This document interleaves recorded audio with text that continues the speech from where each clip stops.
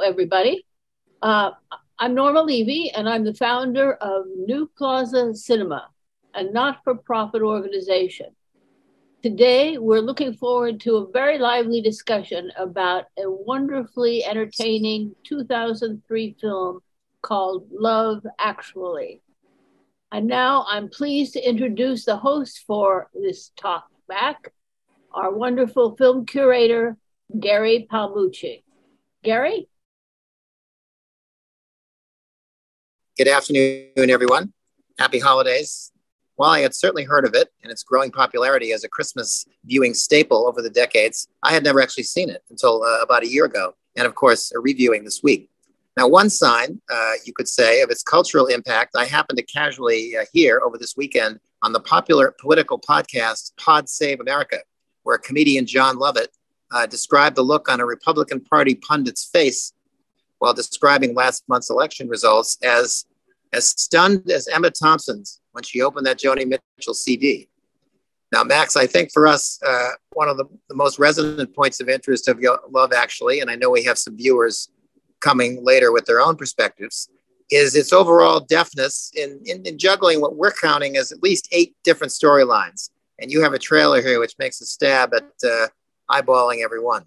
Yes, and actually, I ran the numbers today, and it's closer to 9 storylines that are juggled over 2 hours and 15 minutes. And it's very difficult locating one of the original trailers for Love Actually in a high-quality version. Even the special celebratory DVD reissues do not include a trailer for the film. However, I have located a good portion of the original trailer, which I will share with you right now. Hello. It's lovely to see you all. Love, love, love. Lovely. Lovely, yes. Love, love, love. Hi, hello, darling. No, I'm not busy. No, far away. Love, love, love, love. Love, love, love. Let's do it. Let's go get the shit kicked out of us by love. Yes.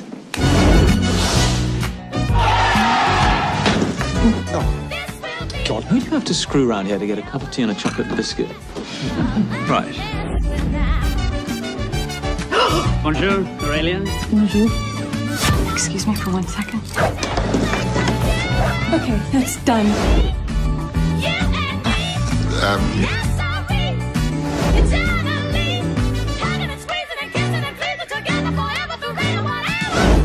You should come sleep at our place. But there's one problem. We'd be naked. No, I think it'd be fine. Best shag you ever had? Britney Spears.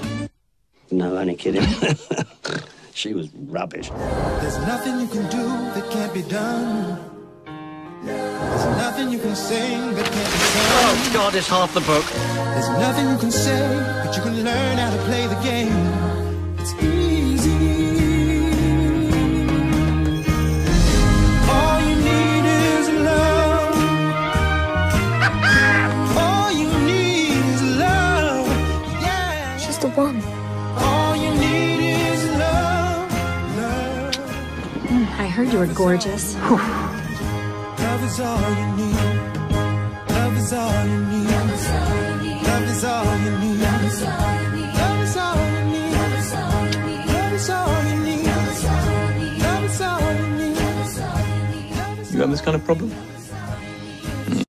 So that's a majority of the original trailer, which not the most high definition copy, but gives us a sense as to how the film was being sold. Not many people are aware that it actually opened in the United States a week or so before it opened in the UK. It premiered here before opening overseas. And my records show internationally it was quite a success, although maybe not as big a success here in the US originally. Gary, is that what you're under the impression? That's my impression. It's really one of these films, maybe something like a very different film, the Shawshank Redemption, which also was only a modest success theatrically in 1994, but became huge in the various ancillaries and continues to be, to the point where its 25th anniversary was celebrated very lucratively a couple of years back. And it's a film that it will be particularly fascinating to hear reactions today from our viewers, because I suspect when you have 8 or 9 narratives going, not everyone is going to agree on which one of those narratives works and which doesn't. I have my own preferred narratives. I'm sure you do, and I'm sure others do as well. And that, I think, will be quite fascinating, because you're juggling so many different stories, some comedic, a few very tragicomic, and it kind of builds to a more sentimental conclusion, but there's some very dark humor running through it. And I think everyone's going to have a different reaction. Well, Hugh Grant and the writer Richard Curtis, by this time, had had about a decade-long relationship. They had first, I think, worked together on 4 Weddings and a Funeral, another 1994 release. And famously, Hugh Grant was frustrated with how his career had been going at that point. When he got the script, apparently said, "My God, what's wrong? You've sent me a good script." And Richard Curtis actually came from New Zealand. He moved with his family to England when he was about 11. He was a sketch writer in college. He was at the University of Oxford, where he met and began writing with Rowan Atkinson, who we see briefly at I believe it's Suffrage's department store, selling the poor Alan Rickman character Christmas Gift. There's a lot of British television writing. And he is going to write, Richard Curtis, a very funny first feature that didn't get a big audience, called The Tall Guy. Do you remember that one, Gary, with Jeff Goldblum? Yes, I think that's an early Emma Thompson film. Exactly. And Jeff Goldblum, a very zany combination. It is, and it was the same year that her film with Kenneth Branagh of Henry V came out, so she was just getting established. Very funny. He's an American actor. He's appearing on the West End in a musical version of The Elephant Man called Elephant. Very funny, producers-like sequence there. So his breakout film as a feature script is going to be 4 Weddings as a Funeral, and a Funeral, which, as you say, also is going to be Hugh Grant's breakout movie.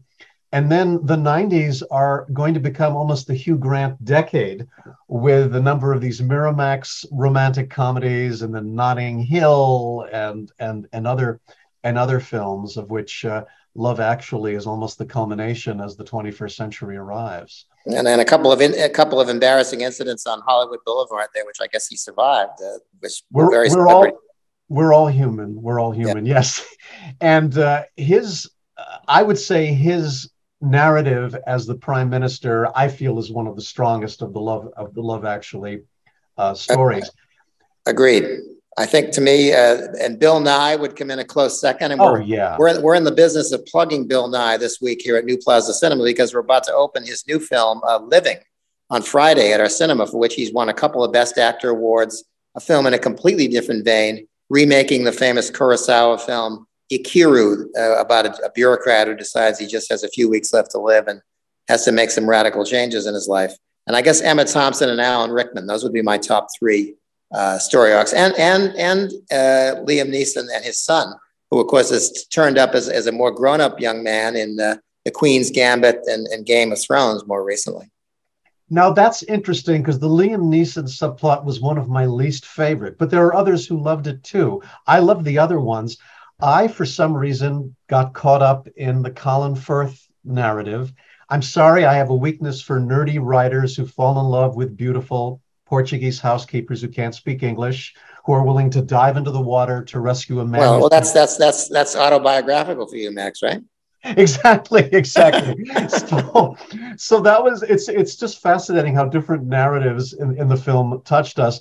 The Hugh Grant narrative was fascinating, because even though this is a romantic comedy, there's a Christmas theme, it's an escapist type film, but there's a serious, you know me, I'm always looking for the serious political undercurrents of a narrative. And when we think about when Love Actually came out, it's about half a year after the US invaded Iraq. And that was a whole controversy in the UK, because the Prime Minister, Tony Blair, he had started out somewhat progressively. And then when G.W. Bush came to power, people felt he was acquiescing to Bush. So when Grant's Prime Minister is meeting the Billy Bob Thornton president, who seems to be a hybrid of Bill Clinton and George W. Bush, right, there's almost a wish fulfillment element there. Is wouldn't it have been nice if the PM had stood up to the U.S. president at one point during this political tension? Now, granted, Love Actually was already in probably post-production by that time, but it became a very potent statement when Hugh Grant, after seeing Natalie, the woman he has a thing for, being groped by Billy Bob Thornton, gets his retaliation in that press conference. You know, we may be a small country, but we're a great one too. And he said, a friend who bullies us is no longer a friend. And Billy Bob Thornton is freezing up for that. So there's a bit of a political subversive element at that time to this otherwise romantic comedy. Right, and in a completely different vein. Also, Hugh Grant, unafraid to risk making a fool of himself trying to imitate Tom Cruise's famous risky business scene, or so it seems, a decade later. It's hard not to be delighted with his dancing through number 10 Downing Street to Jump, and he does his Hugh Grant charm quite effortlessly throughout that portion. And apparently Richard Curtis, the director, this was his first feature as a director after a series of incredibly successful screenplays for romantic comedies, which included, as you mentioned, Four Weddings and a Funeral. Then we have Bridget Jones's Diary. Exactly. The somewhat underrated Pirate Radio, which I'd like to have another look at. Exactly. Pirate Radio, which had a different title in the UK, very underrated, with Philip Seymour Hoffman, which became Richard Curtis's film after Love Actually, and then his output was a bit rare, not very prolific. He claimed, because when I was rewatching Love Actually recently, I was reminded of some of the structure that we used to associate with some of Robert Altman's work in the 70s, like Nashville. And that was apparently an inspiration for Richard Curtis. I think being a lover of Nashville, that might have been part of my initial resistance to watching the film, but that was then. Well, and having been the one person in 1975 who didn't buy into the Nashville phenomenon, that was one of, I know, I'm sorry. I had issues, and I was a big fan of Altman's pre-Nashville work, but it wasn't working for me. And my complaint about the structure, which we have here as well, is when you have this many narratives sharing the screen time, my complaint as a viewer is some are going to interest me more than others. And oftentimes I find the director is spending more time on the narratives that interest me the least than the ones I'm interested in. And I think we could all have the same argument about what we would have rather spent time with. So to me, that was one of the shortcomings of this approach to storytelling. But I don't admit to being in the majority here. But that was an influence for Richard Curtis. Nashville was definitely an influence for him. No doubt. And there've been other attempts to do it as well. I guess in hindsight now, looking at the film again, this is perhaps not every storyline works by any means, as at least for me, and I think for you too. But we'll hear what others have to say. Yeah, and everyone has a different take. Like, for example, I was never fond of the Heathrow Airport bookend with the people hugging. I said, give me a break. But I was talking to a British woman the other day who said, oh, that ending at the airport gets me every time. And then I was talking to another woman who loved the Laurel Linney narrative, the very serious narrative about the woman who, has a fondness for her coworker, but her brother's mental health issues are distracting her from pursuing her love. And an American woman friend of mine said, oh, that doesn't hold up today. I see that and I want to say, come on, girl, get your act together. Don't let this guy get away from you. So it's everybody has a different reaction. Well, I bet many of us have been through Heathrow Airport at one time or another in our lives. And there's something, to me at least, something kind of brutal about the crowdedness of that airport and the idea that some kind of, elemental human emotion like love, actually, as Hugh Grant says, can somehow be captured or shine out in some ways in what is just an overwhelming airport in so many ways, despite we have several contenders here in America. But and I think it's also nice that not every story has a happy ending, or there's at least ambiguity between. We don't know exactly what's going to happen with Emma Thompson and Alan Rickman, and certainly Laura Linney. Her story is kind of a sad one, which is, to me, I give it some extra points for that. It doesn't. And we let some of the silly stuff go, like our friend there in the bar in Wisconsin, or wherever he winds up. Yeah, I couldn't take that one too seriously. And you also have the case where it's the narrative where, let's see, it's the situation where Mark, the character played by Andrew Lincoln, has this love for Keira Knightley, the newly married young woman, and he has to get over his crush on her, even though she's finally aware. It's kind of sad for him that he's not able to fulfill that. I know that cue card scene has lots of fans, but yes. I'm not one. I'm with you there. That entire narrative didn't work for me, but that scene definitely does have its supporters. And I have to admit to finding amusement with Joanna Page and Martin Freeman as the nude body doubles in the movie. And I love they didn't overdo that, but the fact that these people are completely nude during the day job, but get very shy when they put their clothes on. I have to admit that made me smile. We were trying to trace the history of that. I think that scene was cut from the original US release, if I remember correctly, but we were trying to find definitive proof of that. It certainly, there was some, the picture was shorter when it was released here. And I believe that scene, that sequence was a casualty, and maybe a few other bits and pieces. Did you find any documentation on that? I was not able to find any documentation on that. Maybe there's some people listening in today who remember seeing the film originally in the US who can perhaps enlighten us on whether they remember those scenes in the US release. And of course, somebody pointed out in our rehearsal, whenever it's on ABC Family Channel, of course, we're seeing a different version. Yes, we repressed Yanks have to make sure those things are not included. Right. It's fascinating to get a sense of to where these actors were at the time this film came out. Liam Neeson and Bill Nighy had both been in pictures since the early 1980s, since around 1981.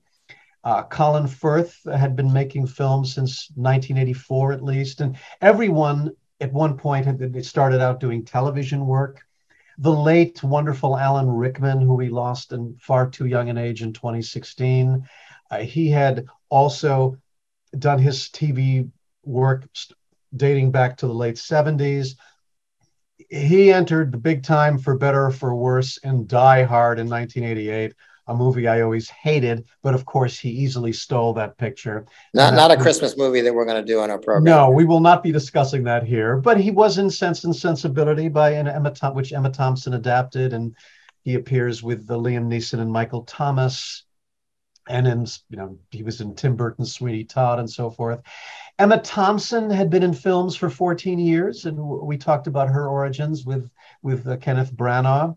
An actor who didn't have a prominent role here, Chiwetel Ejiofor, the husband of Keira Knightley's character. He had just got done appearing in Stephen Frear's Dirty Pretty Things, which he didn't even appear in the advertising for, even though he starred in that film.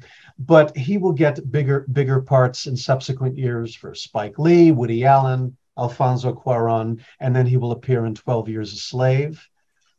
And it's hard to believe Keira Knightley was only 18, Gary, when she made this film. Wow. Well, it's one of those happy situations, I think, where maybe in another 5 years or less, all these actors were making much more money or significantly more money, and the picture probably couldn't have been made. It's one of those things where it's just catching a dozen or so very talented players at certain points in their career where they're not unaffordable to make a film like this. And you're right. And it wasn't a cheap movie. Apparently it cost around 40 to 45 million. So even then it's pretty sizable, but you're right. I mean, you did have a few bigger names, but there were others who weren't as well known.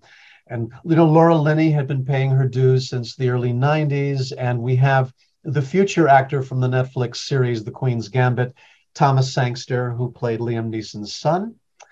And Billy Bob Thornton, of course, had been on screen a while, since the 90s, in movies like Sling Blade. And then Rowan Atkinson, even though he had just a small scene, he had been working steadily on television for some 20 years. Some of us may recall he does turn up at the airport very briefly at the end. He does. That's right. Yeah. He's one of the many characters that surface. And the cinematographer on the film, his name is, in the credits, it's Michael Coulter. I've seen him referred to as Mick Coulter on a number of Stephen Frears' films. He was really a key collaborator with Stephen Frears in that terrific run of films he had in the 80s and early 90s. And I have a feeling that Dan is going to delve into some of the visual tropes in this film that he thinks are worth talking about. Absolutely. Dan Cahill is our cinematography expert and filmmaker and film teacher, and he always puts these films under a cinematographic microscope. Dan, welcome back, and we are very eager to hear your thoughts on the look and whatever other emotional elements come to mind on Love Actually. Well, thank you both. I'm going to zip right into this. There is a problem I have with the look of the film, which is that it's not particularly interesting and is not used for much dramatic purpose. Let me give you some examples here. We have a series of sort of postcard views of London to begin the film, and they all take place among Christmas decorations. And it's kind of a familiar and welcoming environment. But, you know, I'm used to environments that are dark and dangerous and endangered. And this is so bland. It does serve the purpose of helping the characters' stories stand out against the background rather than blend in. And I understand that this is probably a strategic move on their part. Trafalgar Square once again. Okay. This opening sequence of the Prime Minister's arrival at 10 Downing Street, because the camera moves continuously into the door there on the left, I'm pretty sure this is not the actual number 10. It's got to be a mock-up of some sort. And here's how they managed to make this work. Grant takes a little bow at the door, and then he walks in with the camera following him, undoubtedly on a Steadicam. And he has a little chat with his, I guess, chief of staff. I'm not sure what her position is, but she seems to be kind of telling him what to do and when. And then we move further into the mansion, and they pause to greet a couple of people. Of course, the dialogue is awkward and funny. And then we move to introduce one of the female leads. We get close-ups of the Prime Minister and this character, Natalie, played by Martine McCutcheon. And I have to say, I'm sorry, gentlemen, but this is one of the least convincing relationships for me in the film. I don't really see what attracts him to her. They never seem to have a conversation that goes beyond the superficial. It's just, I kind of cringe a little bit when he is so rapturously in love with this person who is, I hate to say, kind of a zero, but others may have different viewpoints, which is kind of what we're talking about on this film. Here is the unfortunate Colin, unfortunate at the moment now. And I'm citing this scene where he's driving his friend just because some scenes have a real documentary feel to them. This is clearly a handheld camera in a moving car, and it's kind of made more immediate and immersive because of that. This is one of the few really nice cinematographic sequences where Colin Firth is opening up this country house where he's going to work. And I love the fact that so much of the frame is black and illuminated by shutters being opened and beautiful scenery observed in the distance. This is one of my favorite sequences where Mark is asked to show Keira Knightley the wedding video. And what's in the video? Keira Knightley. And there is virtually no dialogue in this sequence, which is why I admire it so much. And the acting is really wonderful, in particular, Ms. Knightley. we enjoy watching her face as she discovers what's going on here. One of the good moments in the film, I think. And then there's the awkward conversation with Mark, played here by Andrew Lincoln. And some of you may recognize him as many years later becoming the male lead in The Walking Dead, where he played a county sheriff from Georgia, forcing a serious realignment of his accent. I also really enjoy this scene. This is the end of the card scene. And I admire it because it's all done in one take, clearly in some sort of a Mews neighborhood in London. And I just love the fact that everything is dealt with so that they can have a minimal amount of hopeful conversation. And she goes back in the house and he moves on, saying to himself, enough. Now, this sequence I'm citing, it's not the best one for the point I'm trying to make. I couldn't quite locate some of the other shots, but I love it when people use subtitles as counterpoint to what's happening on the screen. And there are other scenes between Aurelia and Jamie where the subtitles sort of indicate that they're not sure they really understand what the other person is saying, but they're going to try and muddle through somehow. And it reminded me of the pioneering scene in Annie Hall with Woody Allen and Diane Keaton being subtitled as to what their true thoughts are, despite what they're saying. This charming young woman, one of the Wisconsin lovelies that Colin runs into, the actress is January Jones, who years later would be married to Don Draper, that being John Hamm in Mad Men. And she was very popular in that series. I'm not sure what she's been doing lately. Maybe somebody can fill us in on that. Now we're entering the last scene I'm going to talk about. And I originally wanted to just close with this close-up of Emma Thompson, because I think she's one of the great actors of her generation. And in particular, it's on display in this film, how she is able to simultaneously embody conflicting emotions at the flip of a coin. She is really, really well prepared for this scene. And then last night I received an email from one of our old friends at New Plaza, Kathleen, who often chimed in with Q&As with some very, very shrewd observations.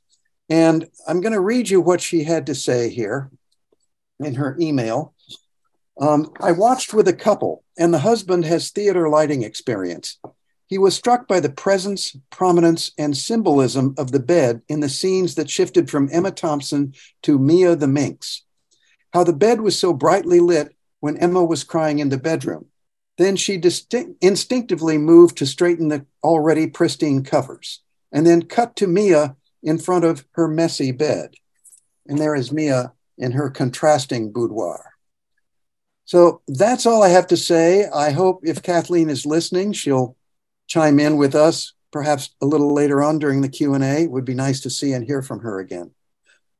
Dan, that was fantastic, although I think you may have stirred up a hornet's nest by questioning the Prime Minister's attraction to Natalie. I just want to prepare you. It's okay. I'm willing to defend it to the death. I found her charming. I found the class difference rather fascinating, but we can talk more about that.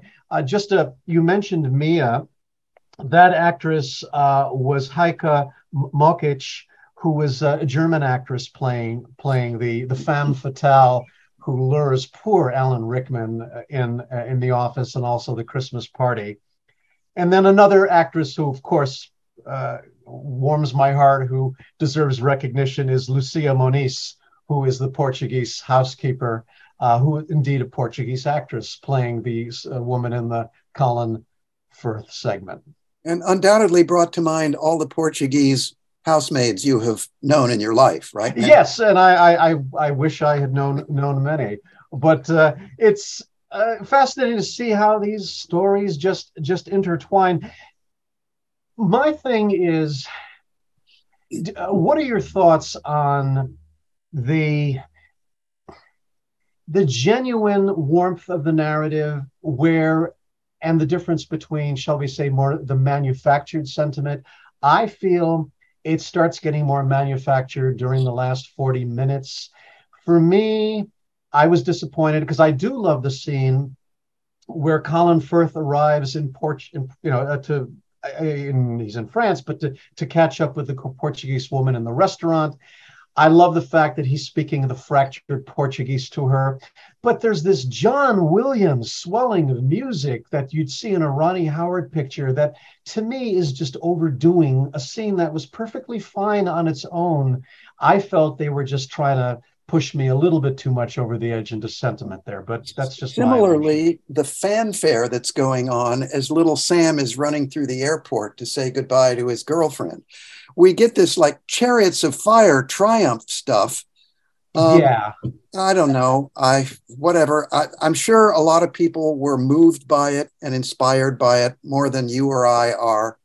I tend to get a little cynical about how music tends to manipulate us, and that put me over the top. But I mean, I felt that way. And I mean, I think of myself as an editor more than anything. And I know that as an editor, I could have taken this 2 hour and 15-minute movie and shaped it into a really sharp 98-minute film. I would have dispensed with quite a number of narratives, and no one would have gone to see it, and no one would be talking about it today. There you go. There you go. I want to quote from a couple of sentiments expressed about 2 weeks ago. ABC had an hour-long special about the supposed 20th anniversary of the film, hosted by Diane Sawyer, although it's still only the 19th anniversary. I won't quibble too much. Maybe the UK theatrical release qualified for that, but no, same time, same month, same year. Yeah. So one thought comes from Richard Curtis saying that one of his regrets in the film that he feels really stupid about is the lack of diversity amongst the major characters. The people of color are usually just walk-on minor characters. And I'm just quoting him on it. I'm not going to underline it too much, but I think it's worth noting that he regrets it now 19 years later.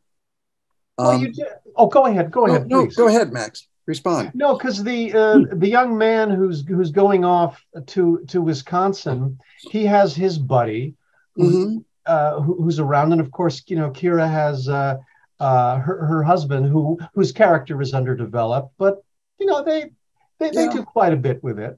I know, but and the young man's object of his affections, Liam Neeson's son. Yes, she appears to be of mixed race. She has a black mother and a white father. I'm just telling you what Mr. Curtis said from a 2022 viewpoint here. The other is Mr. Grant apparently was almost violently opposed to doing the dance. He did not want to do it. Okay. He had to be coaxed and manipulated and whatever. He did it. So we have to look at that completely differently then, it sounds like. We do. I have to say he really thrust himself into it very enthusiastically once he was convinced it was a good idea. But there was also a lot of conversation in that TV special about how genuinely cranky Hugh Grant is in personal life, and he acknowledged it. So I've never met him. I don't know that much about him, but apparently a lot of the on-screen charm is just on screen. So a screenwriter, a friend of mine, at least someone I knew a number of years ago, was describing a picture he wrote that Hugh Grant and Gene Hackman starred in, that I believe was filmed in the United States, and all he had to say to me about it was, "Mr. Grant and I did not see eye to eye."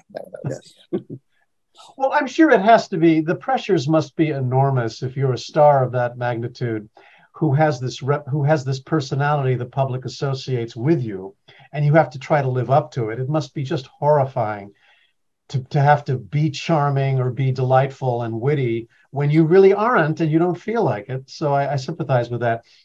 You're absolutely right, Dan, about the number 10 Downing Street scenes. Those actually were apparently constructed at the Shepperton Studios. So, and it's sort of a emblem of the substantial budget they had, that they could recreate an entire prime ministerial mansion, or various segments of it, but it has a nice look in that sense. We believe the set design and the surroundings are genuine. I would like to quote from someone who did not like the movie, just to sort of stimulate the conversation a little bit. These are from the New York Times review in November of '03 from a guy I think we know named A.O. Scott. And the first paragraph I will quote: "Love Actually is an indigestible Christmas pudding from the British whimsy factory, responsible for such reasonably palatable confections as Four Weddings and a Funeral, Notting Hill, and Bridget Jones' Diary. A romantic comedy swollen to the length of an Oscar-trawling epic, nearly 2¼ hours of cheekiness, diffidence, and high-toned smirking. It is more like a record label's greatest hits compilation or a very special sitcom clip reel than an actual movie." That was the lead paragraph. I will pause to read one of the few positive things he says, which I think we can all agree with here. Another genuine comic spark comes from Bill Nighy, playing a washed-up, dissolute rock star named Billy Mack, who is trying for a comeback with a treacly Christmas record. Billy says shocking, hilarious things in television and radio interviews, and his casual indifference to proper decorum makes him the most honest character in the film. I think he nailed that one. We love his comments about Britney Spears are hilarious. Yeah, she was rubbish. I think there's little question that Bill Nighy hits it out of the park every time he's on screen. And I personally would have been totally fine with a film about him and his manager. Their relationship was really funny, and that could have been a film on its own, just with those two characters. But that's just me. Indeed. And here is a follow-up comment, not so positive anymore.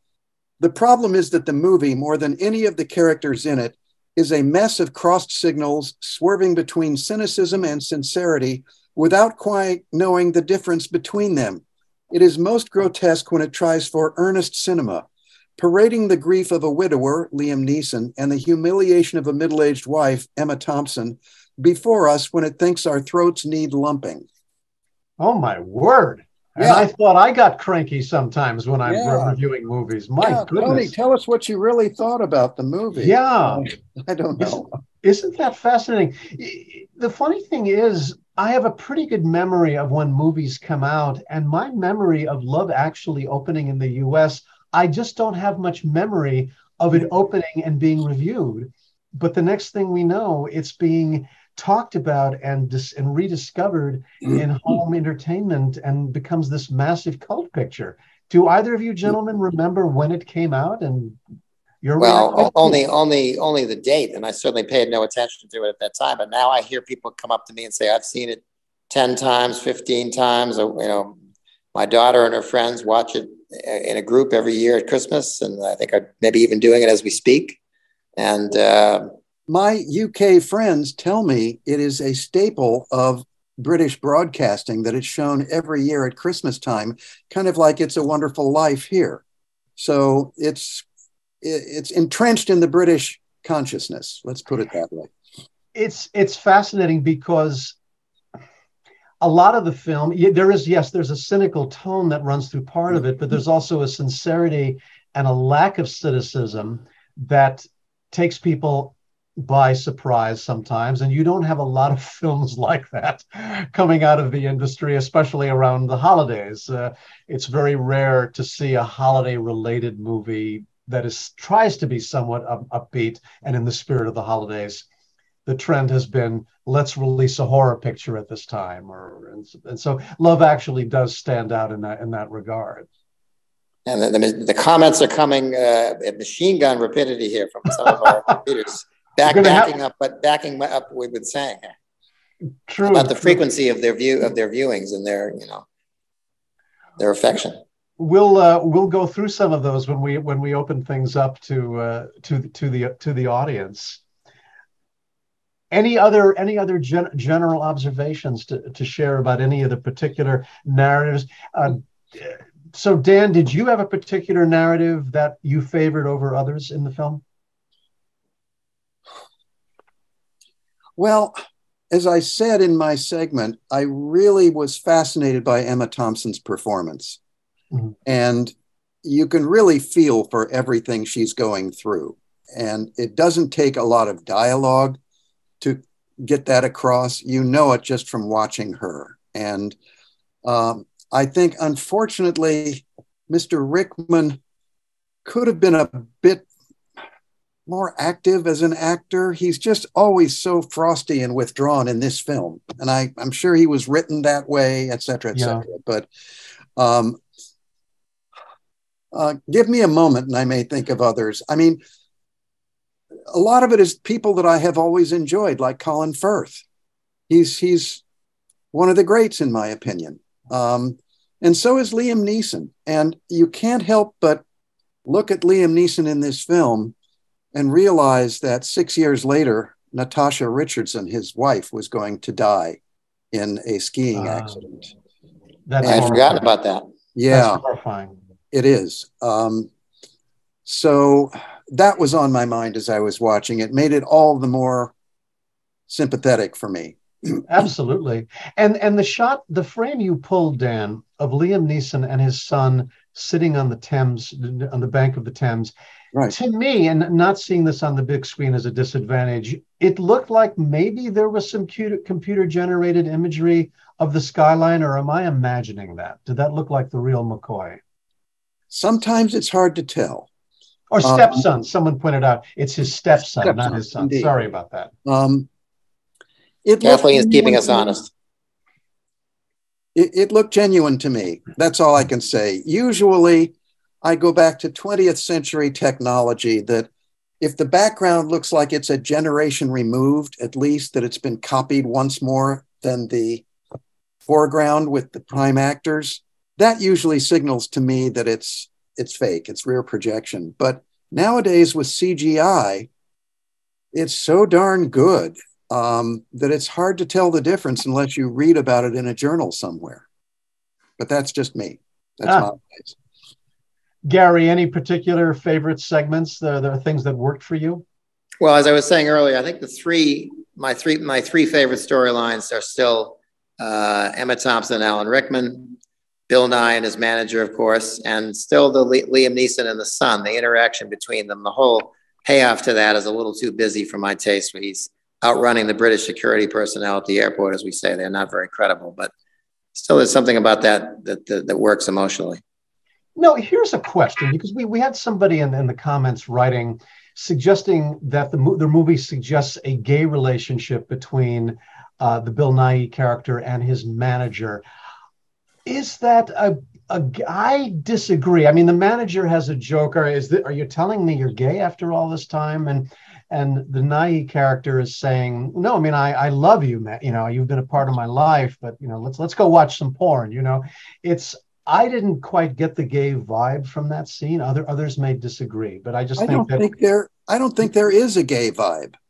No, I don't either. Worked together for a long time. Yeah, I mean, they would know how to hint at it in 2003. Believe me, they would know how to make that obvious to us. But by the way, one other thing that does have a gay vibe is I want to draw people's attention to one of Hugh Grant's earliest films, a Merchant Ivory film called Maurice, or Morris, as they pronounced it in the UK, based on an E.M. Forster novel.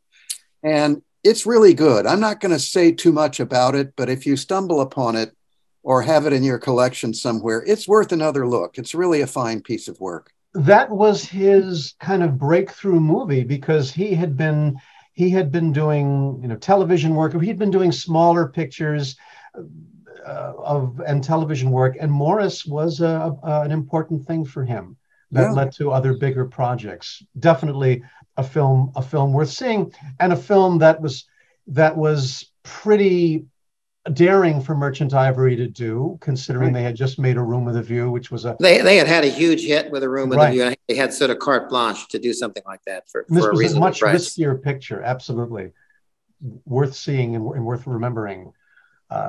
Well, I know we probably get to the point now where we can open things up to questions. We are, regrettably, this is our last talk back for 2022. And I know that Sean will, at the end of this program, be giving us a taste of what's coming up and what we've done this year. But it's been tremendously exciting. And I know before we officially wish everybody well, not only this is a good Christmas movie to wish everybody Christmas, but Hanukkah starts this evening, and we wish everyone a happy Hanukkah as well. And with Marianne's assistance, we can now start taking some questions and thoughts from our viewers. And I'm gonna have to unfortunately excuse myself and crawl back into the projection booth here at the theater because another show is coming on with some guests. So I want to say thanks to everyone and happy holidays, and we'll see you in January. Don't Look Now, a perfect January film.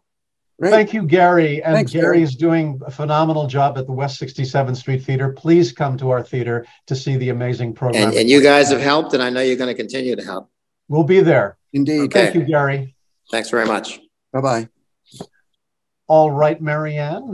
Yeah, Catherine Blanchard, she is here. Oh, good. Hi, Catherine, please unmute and show your beautiful face. Hi. Hello, everybody. Welcome back. Nice to see you all. Good to see you. Hello. You're truly in Switzerland. I see the Matterhorn behind you. That is the Matterhorn. I took that picture, actually. So tell us it's a live shot, please. That's right. I'm just sitting here freezing right now. Nice to see you all. Happy holidays. Happy holidays, Catherine. Thank you. And thanks for picking this film because, like Gary, I actually hadn't seen it before. I've heard of it. I listened to the soundtrack and I finally, prompted by you all, prompted by Dan picking the film, had a chance to see it all the way through. And I was actually delighted with it. I know it's a little bit fluffy. There are once in a while a little bit of depth in it, but it's mostly a feel-good movie. And it did a really great job weaving in all those different stories. I didn't sort of lose track of any of them, which is kind of surprising because when it gets too complicated, I lose track. But I thought that, speaking of the Emma Thompson character, it reminded me of a Burt Bacharach song that I did not understand what it was about until I read the lyrics. But the song is Wives and Lovers. And I thought, without reading the lyrics, that the song was about how a man would have both a wife and a lover.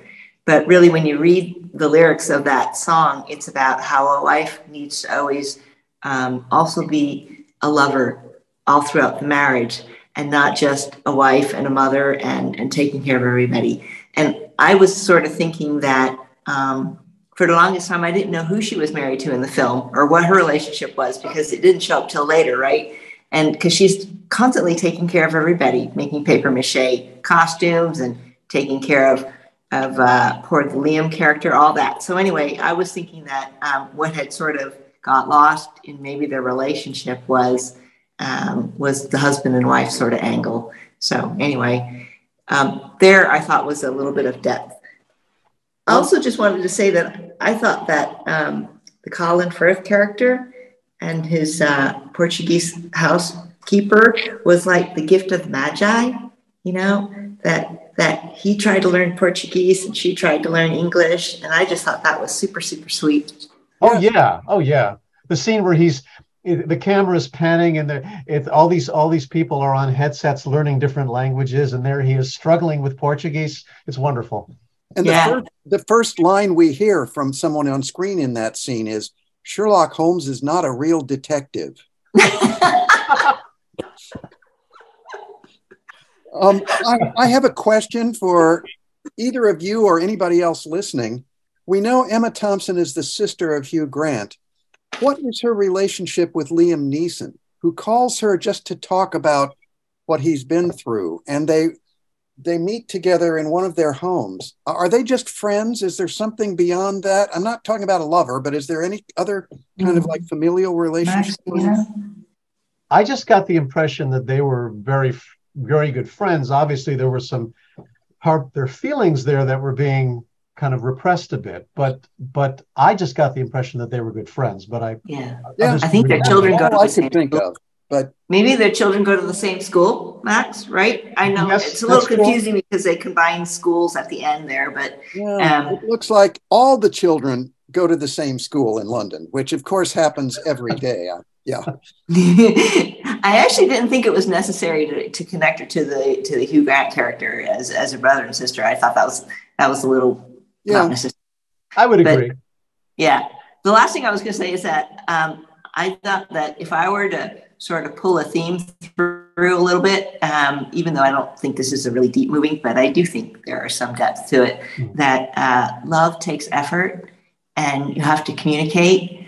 And so even when the porn actors or the stand-ins, right, were going through the motions of having sex, which was super funny, what they were really doing is they were connecting by communicating. And that's how they actually grew. It was a really kind of interesting contrast that it wasn't really by way of sex that they were having a relationship. It was by way of talking. It's probably the sweetest romance in the whole film. It's true. It's true. Really it's genuine. And I think we're all rooting for them, so to speak. Yeah. Anyway, nice to see you all. Thank you. Yeah, come back. Wonderful to see you. Please be careful on the slopes in Switzerland. There you are. All right. Bye-bye. Take care. Thank you. Marilyn, please, can you unmute and start your video? Hi. Hi, Hello. Marilyn. I don't know what to say, but when I saw that you were doing this movie, this is my 8th viewing. I saw it in Seattle at the screening and knew nothing about it at all. And I want to report back that scene was in the movie when I saw it. So it was not cut out at all. And this is why we treasure people like you participating, because this is great. Yes. And I love Richard Curtis. He can do no wrong in my book. I've seen everything that he's done. I like the best part for me was Hugh Grant's speech when he nails the president of the United States. That was beautiful. I loved it. The signs, Mark with the signs, somebody didn't like it or thought it was trite. I love that scene. There's nothing that I didn't like. Colin Firth, I adored. The guy who goes to the US, his friend tells him, you're an idiot, you're crazy. And he says, no, they love guys with accents. And sure enough, he met those three. And the last scene where he brings home the girl with the cowboy hat for his friend. And she said, I heard all about you. I just thought. Denise Richards. Insert one comment here. In my multiple viewings this time, Harriet, the cowgirl, who we think appears for the first time at the end, there is a scene of her walking with her back to the camera towards the house. And you can see that the others are partying already on the upper floor. Yes. And we have no idea who she is. They mentioned Harriet being the sexy one, but now we know. You have to see it more than once. Yes, it's true. That's true. And I made a comment that, we're so used to listening to you wonderful people make wonderful comments about really deep, heavy movies. This was just a romantic comedy. And as for romantic comedies, I thought it was top notch because a lot of it is very corny and trite. And this had so much depth to me. This is obviously my opinion, that I thought it was one of the best romantic comedies. The other one that I liked was Holiday with Jude Law, and where they switch houses. Did anybody ever see that? Was it The Holiday? The Holiday, yes. Okay. The Holiday, where Cameron Diaz switches houses. She's from LA and she switches houses with, I forget her name. She goes out. Kate Winslet. Kate Winslet, that's right. That was also, I thought, very well done and very mature. But anyway, I just love this movie and I watch it as often as possible. So, well, I just have a quick. Thank you, Marlon. A quick addendum to you said that a lot of the stuff in it is trite and cliched. The filmmakers knew that. When they were putting these scenes together, they knew we're doing something that the audience has seen a lot before, and we've got to spin it in a slightly different direction to make it seem new. And I think that's one of the charms of the film is that I didn't think it was trite. I thought you guys thought it was trite. I didn't think it was trite. I will just say many people like A.O. Scott fall for a lot of the rom-com stuff. And I think when they were making the film, they knew that they were going up against cynics like that. And they tried to make it more palatable for us. Well, I'm glad they did. Thank you, Marilyn. Thank you, Marilyn. For your big enthusiasm. Marilyn. I am too old to watch cartoons. And if I'm looking for a distraction, it's a movie like this. And that's what this movie is. It's a distraction. I happen to be a big fan of Colin Firth and Bill Nighy and Emma Thompson. And this movie had a lot of really good actors and some so-so actors, but by and large, they pulled it off. And that's what I've got to basically hand to them. I think Four Weddings and a Funeral, and etc. Well, Hugh Grant was wonderful. And one of the things I remarked about earlier is their use of sound is really good. The Brits the British pictures have a wonderful use of sound. And I had suggested to Max when I spoke to him last that in terms of British pictures and dramas, if he hasn't seen Foyle's War, to get hold of that on PBS. Max said he had never heard of it, but it is a remarkable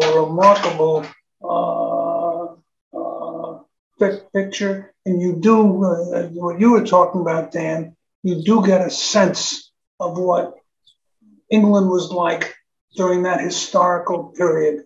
It's just beautifully filmed. And beautifully written. I must put in a plug for Anthony Horowitz. Absolutely right. That and Midsummer Murders, and he's now writing mystery novels. I don't know when the guy sleeps, but he is extremely prolific, and there isn't a bad episode in Foyle's War. They're all really, really good. So check it out if you can. Thank you, Joshua. Thank you. Lou has come back. Lou, can you unmute and start your video, please? I just want to make a couple of comments. I watched this on this particular edition, and I mentioned that because two of the extras were noteworthy, I thought. Both of them were hosted by Richard Curtis, and the first one was the ubiquitous deleted scenes segment, which was not just a series of clips of segments. He took each scene and explained what it was about and why it didn't remain in the picture. And it's worth noting that the original version of this movie was 3.5 hours long. So they knew they were going to have to do something. And whole plot lines got eliminated. There was a plot line about the relationship between Emma Thompson's character and her son. That was gone. That was related to a plot line about the headmistress of the school that the son attended, which was about a lesbian relationship. It got eliminated, but when it came time to show a gay relationship, they knew how to do it. And others were just truncated portions of segments that you saw. It took a lot longer for Liam Neeson and his stepson to warm up with each other. They had to cut out some of those steps in the middle. The other feature was on the music. And he talked particularly about some of the outside songs that he chose and why he chose them. But I'll just point out one particular song that I hadn't noticed when I watched the movie, but when he pointed it out and I went back and listened to it, I thought it was extremely effective. And that's the scene where Emma Thompson is trying to pull herself together in her bedroom that Dan has already pointed out. The song that underlies that is Joni Mitchell's Both Sides Now. Yes. But it's a version that she recorded in the 90s after her voice had deepened and after she was a bit older. And if you really listen to that, it sounds a whole lot different than the original version from the 70s. And it's worth listening to that scene just to catch the music and relate to it as you see what's happening on the screen. a mature woman's point of view on an earlier song. So yes.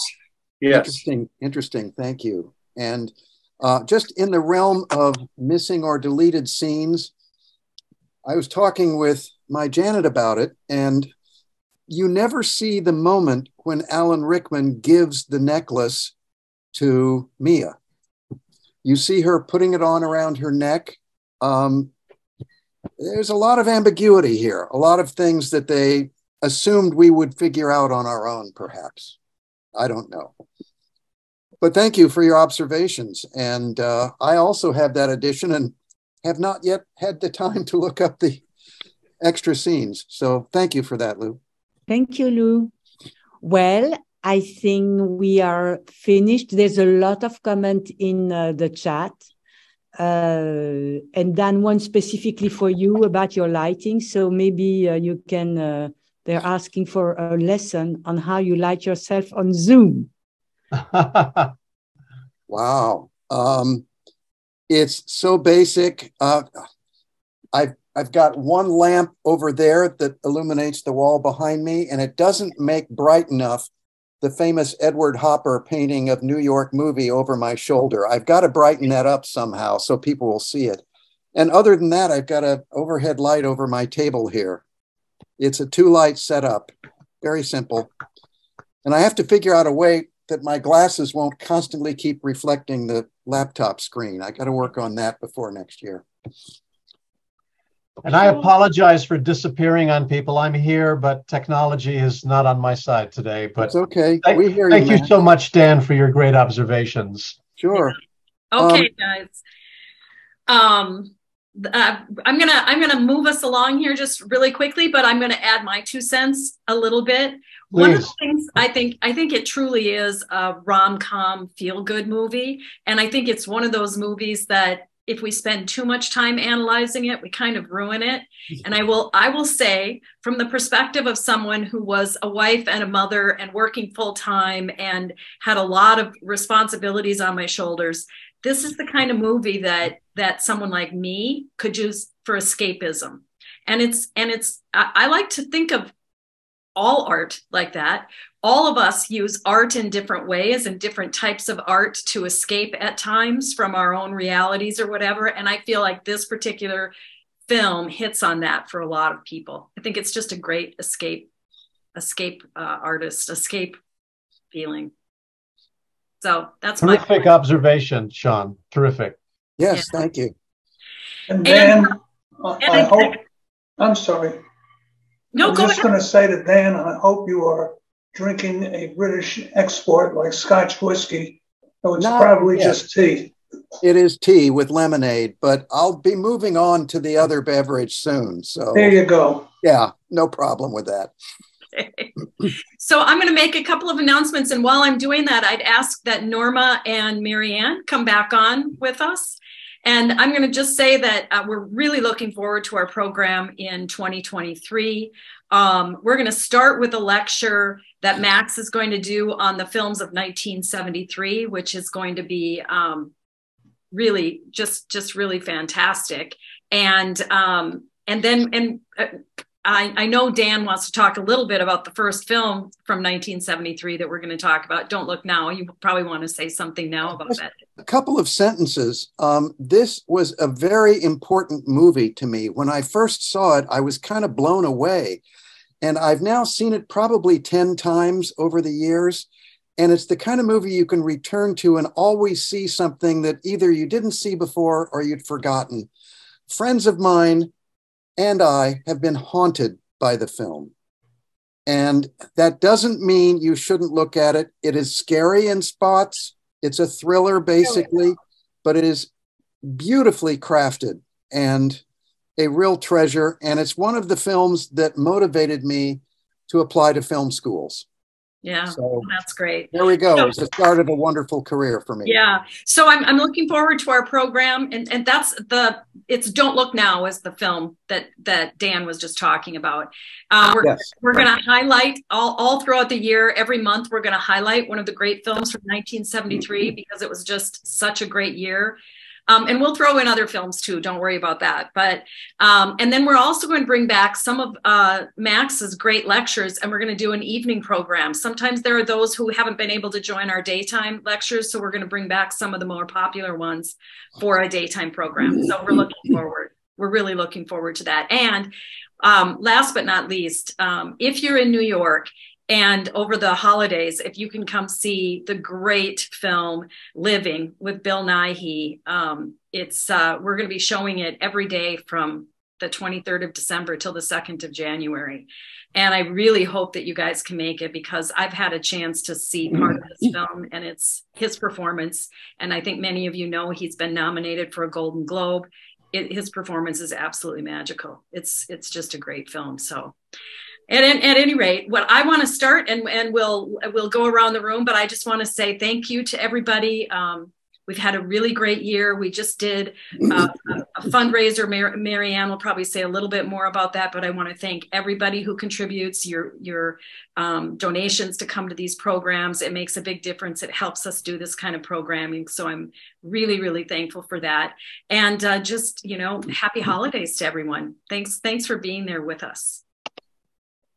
Go ahead, Dan. Yeah, I will just chime in.